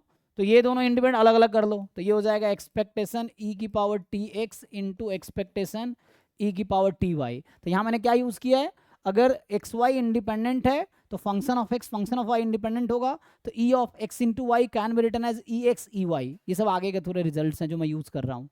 तो इसको क्या बोलेंगे आप। सो फाइनली मैं इसको अब मिटा देता हूँ, तो मैं कंक्लूजन में पहुँच गया। So M G F of x at t, M G F of y at t. जब आप इसका प्रूफ लिख रहे होंगे यही चीज़ चल रहा होगा, बस यहाँ माइनस आ जाएगा, तो ये आ जाएगा M G F of x at t M G F of y at minus t, यही आएगा ना। तो प्रूफ कैसे आया देख लो, मैं तो रिजल्ट लिख रहा हूँ जिसको यूज़ करूँगा। तो आपको थोड़े मेहनत करने होंगे। देखो होता क्या है ना, जो बच्चा डायरेक्ट यहाँ पे, कुछ बच्चे जो बीएससी करके आए तो उनके लिए कुछ चीज़ें फैमिलियर है पहले से। कहाँ पे, नहीं नहीं नहीं नहीं, देखिए अगर हम हमें ये लिखेंगे, आप इसकी बात कर रहे हैं माइनस की बात कर रहे हैं ना, तो इसको हम क्या लिख सकते हैं, ई ऑफ एक्सपेक्टेस ई की power t x minus y, यही डेफिनेशन है ना एमजीएफ का, एमजीएफ का डेफिनेशन यही है। तो यहां से आ गया टी एक्स इंटू ई की पावर माइनस टी वाई ना, अब ये दोनों इंडिपेंडेंट है, सो ई की power t x into expectation E की पावर माइनस टी वाई। अब आप सोचिए क्या लिखना चाहिए मुझे आगे, इसको क्या लिखेंगे आप, और इसमें टी की जगह क्या चल रहा है, माइनस टी चल रहा है ना, M G F of y at minus t, क्योंकि ई की पावर टी वाई ही है लेकिन टी की जगह माइनस टी है जस्ट, इसीलिए हमने वो लिखा है, देखिए यहाँ पे है ना। ये क्या आएगा, अगर आप इसका प्रूफ लिखेंगे तो क्या आएगा, तो ये ई की पावर 80, तो ये हो जाएगा M G F of x at a t. तो ये सब कुछ थ्योरम्स हैं, तो ये एम जी एफ का प्रॉपर्टी है, इसको मैं अगले थ्योरम में यूज़ करूँगा। तो जितने भी सम वाले थ्योरम्स हैं ना, जितने भी सम वाले एडिटिव प्रॉपर्टी थी, उसका इससे आ जाएगा प्रूफ, सबका इससे प्रूफ आ जाएगा एम जी एफ वाले तरीके से। सो इनफैक्ट मैं इसको जनरलाइज भी कर सकता हूँ, यहाँ 2 के लिए लिखा है, अगर n होगा तो सबका प्रोडक्ट हो जाएगा, ये चीज़ है। तो यहाँ पे मैं क्या बोलना चाह रहा हूँ, देखो M G F of x minus y क्या आएगा बताओ, अभी फॉर्मूला क्या लिखा मैंने, इसको यूज़ कर लेता हूँ, ये एक फॉर्मूला है तो इसको मैं अभी यूज़ कर लेता हूँ कि M G F of x minus y जो होगा M G F of x into M G F of y, ठीक है। तो जिनको थ्योरम समझ नहीं आ रहा तुम क्या करो, थ्योरम पे बेस्ड बहुत सारे क्वेश्चंस खुद से फ्रेम करके कोशिश करो समझने की, क्योंकि अब थ्योरम्स का प्रूफ मैं लिखना नहीं चाहता, इतना टाइम नहीं है ना, तो प्रूफ्स मैं लिखना नहीं चाहता थ्योरम का सबका, बट यू कैन प्रूव, समझने के लिए आप प्रूव करके देख सकते हो। तो और जितने भी स्टैंडर्ड डिस्ट्रीब्यूशन उसका याद रखना पड़ेगा, mean variance M G F ये सब याद रखना पड़ेगा, और थ्योरम्स जो मैं लिख रहा हूँ वो सब प्रूव करोगे तो बेटर समझ आएगा। तो जो लोग बीएससी मैथ्स बैकग्राउंड के हैं उनको तो मुझे लगता है ठीक है, बीएससी स्टैट्स वाले जो मैथ्स वाले उनको दिक्कत आ रही होगी, है ना। पूछो जो भी कंफ्यूजन है पूछो, जब पूछोगे तभी तो क्लियर होगा ना। अभी फॉर्मूले बार बार लिखोगे तो समझ आएगा, ठीक है। तो ये जो मैथ्स बैकग्राउंड वाले लोगों को दिक्कत हो सकती आ रही होगी, लेकिन ज्वाइंट के बाद मैं फिर से इसको रिपीट करूंगा, ज्वाइंट अभी डिस्कस करना है ये ना। जैसे मैं ये बोलना चाह रहा हूँ जो सिलेबस है, जैसे होता क्या है, तुम अगर वीके वैद्य की बुक देखोगे ना तो वो पहले ये पढ़ाया है, इसका आई थिंक ये 4th चैप्टर है, और ये उसका 5th चैप्टर है शायद, या वो 3rd है, ये 4th है, हाँ ये वाला या 2nd होगा, ये 3rd 4th होगा, उसके बाद ये चैप्टर आता है वीके वैद्य में। लेकिन सिलेबस में जस्ट बाद लिखा था, मैंने पहले यही पढ़ा दिए। अगर इस टॉपिक के बाद में पढ़ाता ज़्यादा समझ आता आपको, मैं ये टॉपिक पहले पढ़ाता फिर मैं ये पढ़ा जाता, क्यों, क्योंकि यहाँ पे डिस्कस करना है कि रैंडम वेक्टर क्या है, ज्वाइंट डिस्ट्रीब्यूशन क्या होता है, मार्जिनल क्या होता है ना, जो मैं यूज़ कर रहा हूँ एक्चुअली, जैसे ज्वाइंट एमजीएफ, तो ये सब आगे आता तो ये बेटर होता, लेकिन ठीक है अभी बाद में डिस्कस करूँगा। जैसे देखो यहाँ पे फिर से वो जो रिजल्ट मैंने अभी पढ़ाया ना, ये मैं रिपीट करूँगा यहाँ पे दोबारा। इसने क्या लिखा है, additive property of binomial, Poisson, negative binomial, gamma, normal, तो ये सब मैं बाद में फिर से रिपीट करूंगा, इसको जो थ्योरम अभी लिख रहा हूँ मैं एक बार फिर से यहाँ पे रिपीट कर दूंगा तो आपको ज़्यादा समझ आएगा, ठीक है। अभी मैं लिख तो दिया मैंने थ्योरम्स, बट यहाँ पे इनके दोबारा एडिटिव प्रॉपर्टीज डिस्कस करने हैं, जो कि हम यहाँ पे डिस्कस कर चुके हैं हालांकि, लेकिन फिर मैं दोबारा यहाँ डिस्कस करूँगा।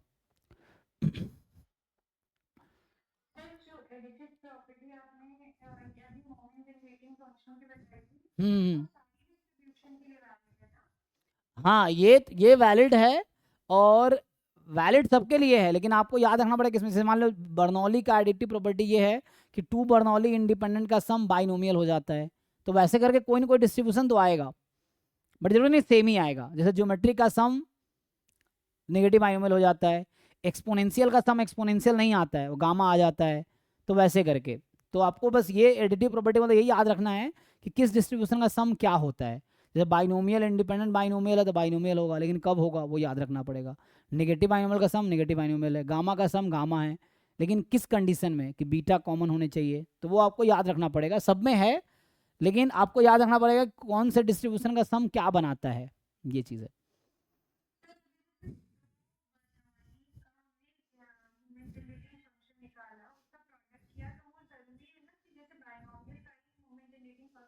यस यस, बाइनोमियल का ही आएगा, तो वो प्रूफ उसी से आता है, तो इसलिए हम बोलते हैं सम ऑफ 2 बर्नौलीज बाइनोमियल। तो सही कह रहे हैं आप, ठीक है। तो ये सबके लिए valid, this result is valid for any distributions, ये दोनों। ये इन जनरल किसी भी रैंडम वेरिएबल के लिए वैलिड है ये रिजल्ट। चलिए तो आगे देखते हैं। तो मैं इसको प्रूव कर रहा हूँ, देखो ये थ्योरम जिसलिए लग रहा है कैसे आया, क्योंकि एग्जाम में क्वेश्चंस थ्योरम बेस्ड आएंगे। तो आपको जो बिगिनर्स हैं इनिशियली डिफिकल्टी सबको आती है, आपको बार बार रिवाइज करना पड़ेगा तब चीज़ें क्लियर होंगी। क्योंकि ऐसा मेरे पास कोई दवाई नहीं कि बस एक बार बोल दिया और तुम्हें सब आ गया, है ना, ऐसा नहीं है। उसके लिए आपको बार बार चीज़ों को रिवाइज करना पड़ेगा। जहाँ डिफिकल्टी आ रही है आपको पूछना पड़ेगा, जब तक नहीं पूछोगे तो आपके डिफिकल्टी दूर नहीं होगी। तो जहाँ भी कन्फ्यूज़न है, प्रॉब्लम है, नहीं समझ आ रहा है, क्वेश्चन करो। क्वेश्चन करोगे तो एक एक पॉइंट क्लियर होगा, फिर सब क्लियर हो जाएगा। ऐसा नहीं कि मैं एक बार मैंने क्लास में कुछ लिखा दिया आपको आ गया। उसके लिए आपको समझ पर डिपेंड करता है कि आप किस तरह समझ रहे हो चीज़ों को। तो उसके लिए ये भी है कि पहले से कुछ नहीं पता है तो थोड़ा टाइम लगेगा उसको समझने में। जिनको पहले से थोड़ा बहुत आइडिया है उनके लिए आसान है। तो आप जब बार बार रिवाइज करोगे तो आपको धीरे धीरे एक एक पॉइंट समझ आते रहे, फिर सब समझ आ जाएगा।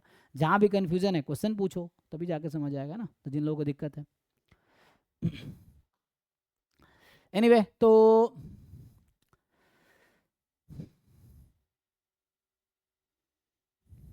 बताओ इसका क्या आएगा। तो इसका फॉर्मूला मैंने ये लिखा था कि टाइम है ना हमारे पास, अभी तो खत्म ही हो रहा है। So mgf of x at t, mainly क्या है, तुम क्वेश्चन सॉल्व करोगे तुम्हें रियलाइज होगा कि तुम्हें समझ आया है कि नहीं आया है, क्योंकि हर क्वेश्चन में कहीं ना कहीं थ्योरम में यूज हो रहा है, डेफिनेशन ही यूज हो रहा है, ये चीज़ है। सो my एट माइनस टी, तो ये आप जब लिखोगे देखो क्या है यहाँ पे, ये है 1 माइनस टी अपॉन लैम्डा इसकी पावर -1। जब ये लिखोगे माइनस टी है, ये मैंने पिछला वाला थ्योरम यूज किया है ये वाला।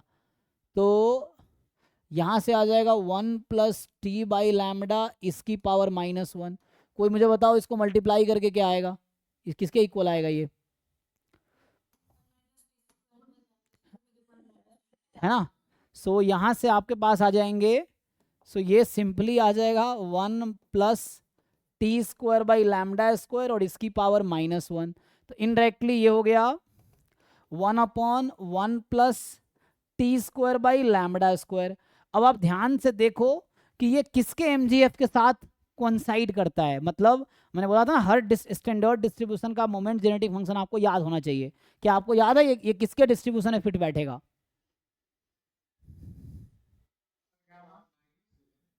किस पे? ओ सॉरी मैंने गलत लिख दिया, हाँ मैंने गलत लिख दिया। बीच में ए प्लस बी ए माइनस बी क्या होगा, हाँ ए माइनस है ना, क्योंकि ए प्लस बी ए माइनस बी तो ए स्क्वायर माइनस बी स्क्वायर। हाँ यस सही कह रहे हैं आप लोग, तो मैंने माइनस लिख दिया गलती से। हाँ ठीक है ना। अब तो ये बताइए किसके एमजीएफ पे फिट बैठेगा ये? गामा क्या होता है बताओ, गामा का एमजीएफ क्या होता है, सोच के बताओ। तो ये वैसे दिख रहा है तो टी स्क्वायर है यहाँ पे, कहाँ -1 तुम्हें दिख रहा है?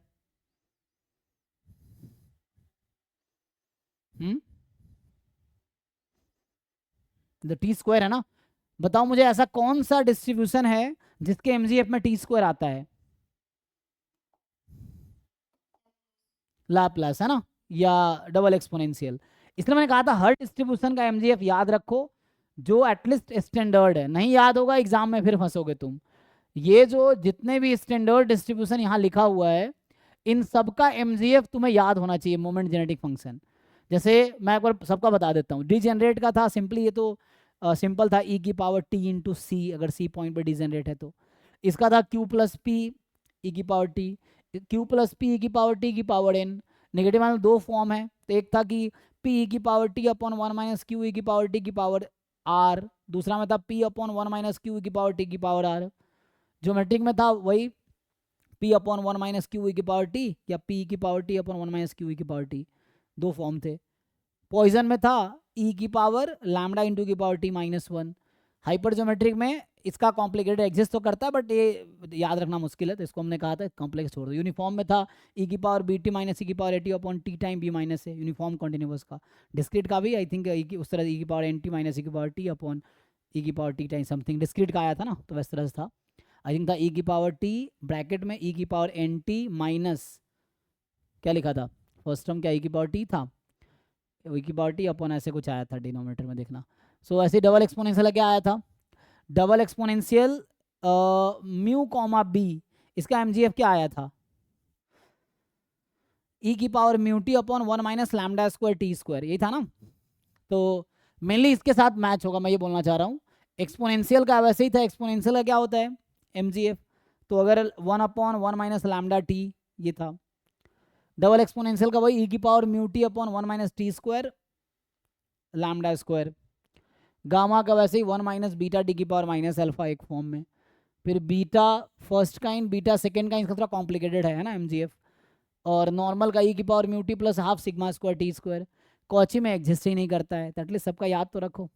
तो इस तरह से तो मैं बोल रहा हूँ कि हमने ये पढ़ा था कि x is Cauchy mu comma b if and only if mgf of x जो होगा e की power mu t 1 minus b square t square. अब मुझे इसको तुम इसके साथ कंपेयर करके बताओ कि म्यू क्या है और b क्या है। You compare this quantity with respect to this और बताओ मुझे व्हाट इज वैल्यू, है ना। ठीक है, लाप्लास होगा ना ये तो, ठीक है। ओ सॉरी, यहाँ पे मैंने, अरे यार कोची में तो सिंगल था, ये लिखते लिखते ना गलतियां हो जाती मुझसे काफ़ी, है ना। देखो एक बार, ठीक है। अब तो लाप्लास म्यू कॉमा भी, हाँ लाप्लास, तो मैं कह रहा हूँ इसको इसको कंपेयर करो, लाप्लास की बात कर रहा हूँ, तो डबल एक्सपोनेंशियल, लाप्लास मतलब डबल एक्सपोनेंशियल। सो अगर यहाँ से कंपेयर करो तो तुम्हें मिलेगा कि म्यू की वैल्यू 0 है और आपके पास बी की वैल्यू कितना है 1 अपॉन लैम्डा है, राइट। तो इस तरह से आ जाएगा। सो अभी मैंने प्रूव कर दिया, इससे ये समझ आया कि जो x माइनस वाई है दैट इज लाप्लास या डबल एक्सपोनेंशियल या लाप्लास लिख लो। तो म्यू की जगह 0 है, बी की जगह 1 बाई लैम्डा है, देख लो, तो ये आंसर हो गया। तो इसका ये प्रूफ है। तो प्रूफ मैं हर बार लिखता नहीं हूँ, लेकिन तुम्हें याद रखना है कि ये होता है लाप्लास में। So difference of two exponential is Laplace distribution.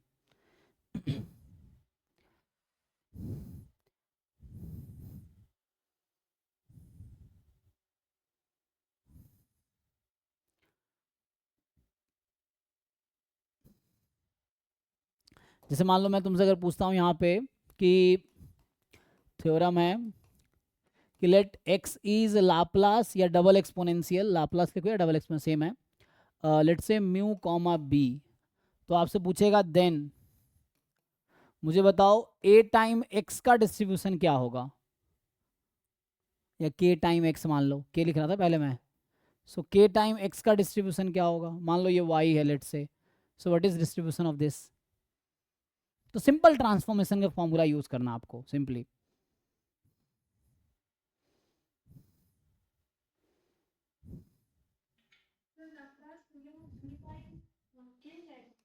तो यहाँ से अगर मैं x का पीडीएफ लिखता हूँ तो 1/2b ई की power minus mod x minus b, है ना। और जब मैं y को रख रहा हूँ के एक्स, तो x की वैल्यू y बाई के हो जाएगी, तो x की वैल्यू y बाई के हो जाएगी, राइट। तो x को, है ना, तो आप यहाँ से क्या करोगे, एफ वाई ऑफ वाई बराबर f x of x d x upon d y का मॉड, इसको सिंप्लीफाई कर लो। तो क्या कह रहे हो आप, क्या मिलना चाहिए।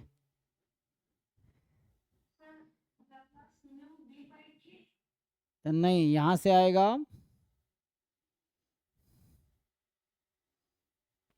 b बाई के नहीं होगा, b के साथ k आ जाएगा साथ, b इंटू के, तो ये बनेगा लाप्लास म्यू इंटू के, मतलब के म्यू, और साथ में आप मॉड के इंटू बी, आई थिंक के म्यू प्लस मॉड के इंटू बी, हाँ ये बनेगा, चेक करो एक बार।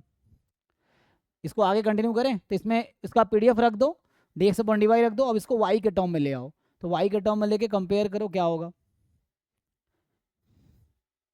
तो x की जगह y बाई के रख देना, तो यहाँ जो x है ना इसको रख देंगे y अपॉन के, तो यहाँ से आ जाएगा y माइनस के म्यू अपॉन बी टाइम के, उसका मॉड है, और यहाँ पे भी एक के आ जाएगा b के, तो इसीलिए वैसा हुआ, b इंटू के आ गया। और b तो ऑलरेडी पॉजिटिव है, मुझे पता है कि यहाँ b पॉजिटिव ही होता है, म्यू कोई भी रियल नंबर हो सकता है ना यहाँ पे, और b जो होता है वो पॉजिटिव ही होता है, तो उसका मॉड b ही हो गया, एंड देन फाइन ये आएगा, ठीक है। आगे ये भी है, इसी में अगर मैं पूछूं आपसे कि पहला पार्ट ये है, दूसरा पार्ट है, ये सब ट्रांसफॉर्मेशन से प्रूव किए जा सकते हैं। एक्स माइनस म्यू का डिस्ट्रीब्यूशन क्या आएगा? अच्छा, एक्स माइनस म्यू के मॉड का डिस्ट्रीब्यूशन क्या आएगा? अब यहीं से देखो, एक्स माइनस म्यू को अगर मैं टी ले लेता हूँ तो ये हो जाएगा 1/b ई की पावर माइनस, अगर इसको मान लो मैं जेड रख दिया या टी रख दिया तो होगा 1/b ई की पावर टी अपॉन बी। तो ये कितना हो जाएगा? माइनस टी अपॉन, ये एक्सपोनेंशियल विथ रेट 1/b होगा, मीन b हो जाएगा ना। हाँ, एक्सपोनेंशियल विथ रेट 1/b। और ये सब ट्रांसफॉर्मेशन से प्रूव कर सकते हो। तो बाकी जो बच्चे बिगिनर्स हैं, ये कैसे आ रहा है? तो हमने ट्रांसफॉर्मेशन टॉपिक पढ़े हैं, तो आप ट्रांसफॉर्मेशन का अप्रोच लगाओ या एमजीएफ अप्रोच लगाओ, या नहीं समझ आ रहा तो मुझसे क्वेश्चन पूछो, तब जाकर चीज़ें क्लियर होंगी। नहीं पूछोगे जैसे थे वैसे ही रह जाओगे, उससे कुछ इंप्रूवमेंट नहीं होगा। ये है, तो सीखने के लिए क्वेश्चन पूछना पड़ेगा तुम्हें।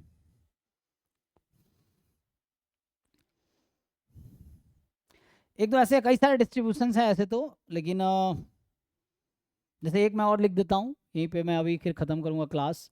तो अभी मैं अगले क्लास में यही डिस्कस करूँगा। अभी हम इसके क्वेश्चन अभी मैं क्लास में कराऊँगा, असाइनमेंट जो हैं जितने भी डिस्ट्रीब्यूशन, स्टैंडर्ड डिस्ट्रीब्यूशन या univariate distribution, standard univariate distribution, जितने असाइनमेंट्स आप ट्राई करो। और अभी हम आगे इसके क्वेश्चन डिस्कस करेंगे। तो थ्योरी तो ऑलमोस्ट ख़त्म हो जाएगा। जैसे यहाँ पे मान लो x1 x2 x3 x4, मान लो दे आर IID नॉर्मल 0 1। तो थ्योरम कहता है कि पहला x1 into x2 minus x3 into x4, इसका क्या डिस्ट्रीब्यूशन होगा?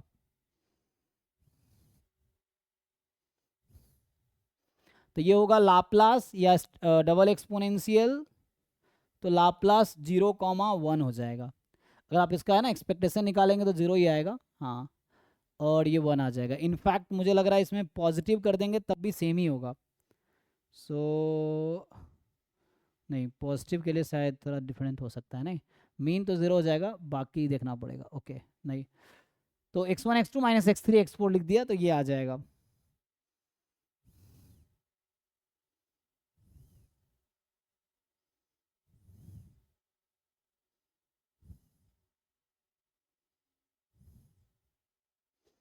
ऐसे थ्योरम्स तो बहुत सारे हैं, ऐसे लिखोगे ना, लेकिन मेन है, तुम्हें वही कह रहा हूँ, तो फिर ऐसे लग रहा होगा क्या क्या लिख रहा हूँ न्यू लोगों को।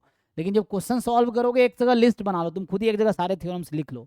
जब क्वेश्चन सॉल्व करो, देखो कौन सा थ्योरम काम आएगा। ये तो दिमाग में फिट होने चाहिए, नहीं फिट है अभी तो पेज पे लिख लो, फिर उसको देख देख के यूज़ करो तो याद आ जाएगा। जैसे एक और थ्योरम ये कह रहा है कि मान लो XY R IID uniform 0 1, then log x upon y का जो डिस्ट्रीब्यूशन होगा, मान लो इसका नाम कुछ रख दो, देन है ना log x अपॉन y, इसका डिस्ट्रीब्यूशन क्या आएगा? तो ये सब प्रूफ थोड़ा यहाँ मुश्किल लग सकता है तुम्हें, बिकॉज ये जैकोबियन मेथड से होगा। log x minus log y हो गया ना। अच्छा, तो ये तो आसानी है ना। अगर इसको मैं प्रूफ करने का समझाऊं तुम्हें तो ये हो गया log x minus log y। आपको पता है log x का डिस्ट्रीब्यूशन माइनस log x, इसको ऐसा लिख सकता हूँ minus log y minus minus log x। मुझे आप लोग बताइए, अगर एक्स वाई यूनिफॉर्म 0 1 है तो माइनस log x का डिस्ट्रीब्यूशन क्या होता है? एक्सपोनेंशियल 1 माइनस log y का डिस्ट्रीब्यूशन एक्सपोनेंशियल 1। अब इन दोनों का डिफरेंस ही तो है, एक्सपोनेंशियल 1 एक्सपोनेंशियल 1। अभी मैंने बताया आपको कि difference of two exponential will follow या will have distribution double exponential. यही लिखा हमने यहाँ पे कि if x and y are two exponential lambda then difference will be double exponential. Laplace means double exponential 0 1 by lambda. तो इस theorem को यूज करके मुझे आप आंसर बताओ। You look at this theorem and then आप बताइए यहाँ मुझे क्या लिखना चाहिए। So what should I write, इसका डिस्ट्रीब्यूशन क्या होगा? ठीक है ना। So ln x upon y, Laplace में दो पैरामीटर है, क्या क्या है बताओ? यहाँ लैम्डा कितना है? यहाँ पे 1 है ना लैम्डा, वहाँ क्या लिखा था 0,1 बाई लैम्डा, तो 0 लैम्डा 1 है 0 1। तो ये कुछ नया नहीं है, अगर प्रूफ करना हो तो इससे आ गया। तो इसको है ना एग्जाम में यही पूछ लेगा आपसे, ये सब जो थ्योरम्स है यही एग्जाम में ऑप्शन बन के आते हैं। तो या तो याद हो नहीं तो प्रूफ करो, ठीक है। तो अभी यहीं स्टॉप करता हूँ। मोरलेस हमने थ्योरम डिस्कस कर लिए, बाकी जो कुछ रह गया है वो मैं अगले क्लास में डिस्कस करूंगा। तो कुछ थ्योरम्स अभी रह गए हैं, जो है ना, कई बार मैं भूल जाता हूँ तो बाद में। तो अभी मैंने ये वाला पार्ट डिस्कस किया और इससे रिलेटेड थ्योरम्स डिस्कस किए है ना, ये वाला पार्ट समझो हो गया है। इसमें बचा है लिमिटिंग केसेस, तो इसके मैं कुछ और थ्योरम्स लिखाऊंगा, फिर हम लोग क्वेश्चन सॉल्व करेंगे। फिर आऊँगा इस पे लिमिटिंग या अप्रॉक्सीमेशन केसेस पे। तो लिमिटिंग अभी आगे डिस्कस करेंगे। तो अभी मैं यहीं स्टॉप करता हूँ आज, एंड अगले क्लास में आगे डिस्कस करते हैं। बाकी प्रॉब्लम सॉल्व करो और क्वेश्चन पूछो। अगर सच में इम्प्रूव करना है, सीखना है, तो क्वेश्चन पूछना पड़ेगा, तभी जाके, है ना। ठीक है, चलो आज यहीं स्टॉप करता हूँ। बाकी अभी गेट की बैच होगी, तो जिनको अटेंड करना है कर सकते हैं। Thank you.